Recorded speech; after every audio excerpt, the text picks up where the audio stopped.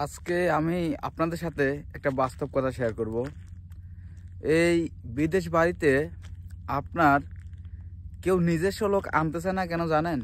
তো আজকে বাস্তব কিছু কথা বলবো। আমারই একটা বন্ধু নিজের একটা নিজস্ব লোক নিয়ে আসছিল কিছুদিন আগে। তো সমস্যা কি, আপনার মনে করেন যে সৌদি আরবে এমনি কাজ টাজ কম, কাজ কম পাওয়া যায়।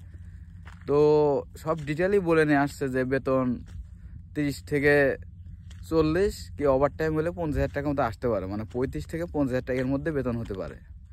তো আনার পরে এখন একটা জায়গায় মনে করেন যে কাজ বাও করছে আর কি, কাজটা দিছে।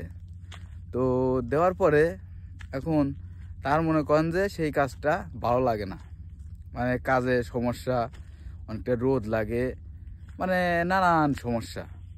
তো সেখান থেকে মনে করেন যে কাজ করে চলে আসছে, মানে কিছুদিন কাজ করে চলে আসছে, বেতন না নিয়েই চলে আসছে।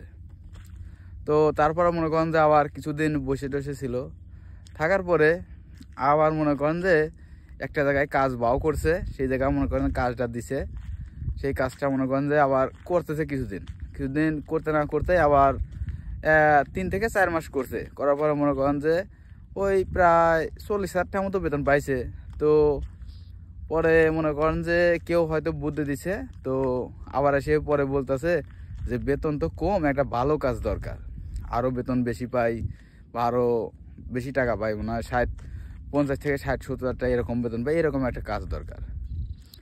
তো আসলে বিদেশ বাড়িতে নিজস্ব লোক নিয়ে আসলে এই একটা সমস্যা, আপনার এই কাজ ভালো না, ওই কাজ ভালো না, বেতন কম, এই সেই অনেক রকম কথা শোনা লাগে। তো কিছুদিন করার পরে 5 থেকে 6 মাস মতো কাজ করে চলে আসছে। পরবর্তীতে মনে করেন যে আবার কাজ খোঁজার পরে মনে করেন যে একটা ভালো কাজ খোঁজার লেগে অনেকদিন ঘুরছে, প্রায় মনে করেন যে ঘুরতে ঘুরতে 3-4 মাস চলে গেছে, তাও কাজ পায় না।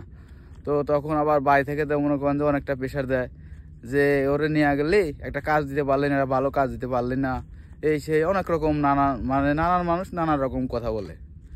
তো আমার বন্ধু আমার সাথে কথাটা শেয়ার করলো, ঠিক আছে।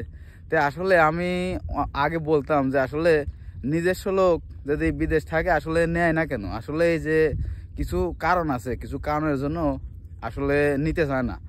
ওই যে এরা কাজ ভালো লাগবে না, ওইটা ভালো লাগবে না, এই কাজ ভালো না, এই কাজের বেতন কম, এরকম বহুত রকম হয়, ঠিক আছে, সমস্যায় পড়তে হয়। আসলে বিদেশ বাড়িতে আসছে, যে কোনো একটা কাজ পায় আসলে ওইটা করাই ঠিক। আপনি এত যদি বাছাবাছি করেন, এত যদি দেখা দেখি করেন এইটা ভালো না ওইটা ভালো, এগুলো করলে পরে আপনি পরবর্তীতে কি হয় জানেন, কাজই পাওয়া যায় না, এরকম একটা সমস্যা হয়ে যায়। তো যারা এই যে নিজস্ব লোকরে বিদেশ আনেন আসলে সব বইলা নিয়ে আসবেন যে এরকম এরকম হবে, এরকম এরকম হবে, তাহলে পরবর্তীতে যেন কথা না বলতে পারে। আর মনে করেন যে একটা জিনিস খেয়াল রাখবেন, আপনি যে কাজই পান ওই কাজই করতে থাকবেন, পরবর্তীতে খুঁজবেন ভালো কাজ, কিন্তু কাজ ছাড়িয়ে দিয়ে আপনি বসে থেকে কাজ খুঁজতে গেলে আপনার অনেকটা টাইম লস হবে, আর লস হলে আপনার সময় চলে যাবে, আপনার আকামার মেয়াদ শেষ হয়ে যাবে। এজন্য বলছি যে যে কাজটাই পান এই কাজটাই করতে থাকবেন, যে কাজই পান ওইটাই করতে থাকবেন।